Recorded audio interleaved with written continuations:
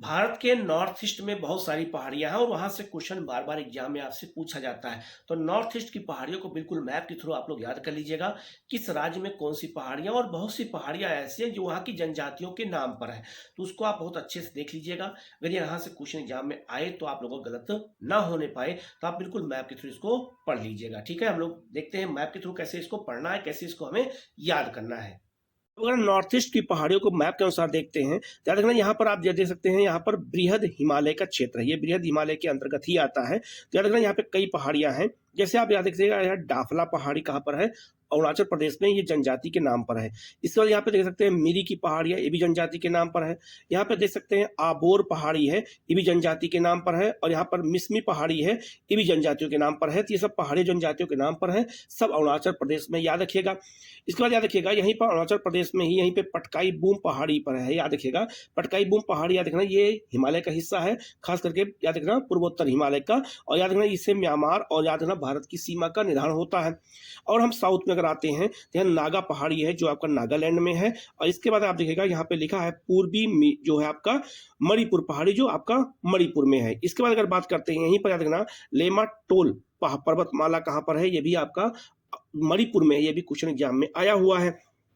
और बात करते हैं तो मिजोरम में, याद रखिएगा मिजोरम में जो है मिजो पहाड़ी है। ठीक है, इसके बाद बात करते हैं तो याद रखिएगा यहाँ पे चाचर का मैदान, ये पूछा जाता है एग्जाम में, चाचर का जो मैदान है ये कहाँ पर है, ये असम में है। ठीक है, याद रखिएगा। इसके बाद याद रखिएगा यहाँ पर एक जो है बराइल पर्वतमाला है, तो बराइल पर्वतमाला याद रखिएगा दो राज्यों में, असम में भी है और आपका कहाँ पर है, नागालैंड तक फैला हुआ है। इसके बाद याद रखिएगा यहाँ पर मिकिर मिकिर पहाड़ियां, और याद रखना रेंगमा पहाड़ियां, रेंगमा जनजाति भी है। तो मिकिर और रेंगमा ये दो जनजातियों के नाम पर पहाड़ियां हैं, याद रखना ये असम में है, ये बहुत महत्वपूर्ण है, ये असम में है। और कार्बी इनोलोंग का पठार इसको कहा जाता है। तो कार्बी इनोलोंग पठार में दो पहाड़ियां आती है, एक आपकी मिकिर पहाड़ी, एक आपका जो है रेंगमा पहाड़ियां। तो ये क्वेश्चन बहुत महत्वपूर्ण है, आप इसको याद रखिएगा। बात करिए, अगर हम और बात करते हैं तो याद रखिएगा जो आपका मेघालय का पठार है, मेघालय के पठार में तीन पहाड़ियां हैं, एक आपकी है गारो पहाड़ी। ठीक है, इसके बाद एक दूसरा है आपका जो खासी पहाड़ी, और तीसरा है आपका जो है जैंतिया पहाड़ी। तो गारो, खासी और जैंतिया, इन पहाड़ियां जनजातियों के नाम पे रखे गए। तो नॉर्थ ईस्ट की जितनी भी पहाड़ियां हैं इनको याद करना बहुत जरूरी है, किस राज्य में, क्योंकि यहां से क्वेश्चन एग्जाम में पूछा जाता है।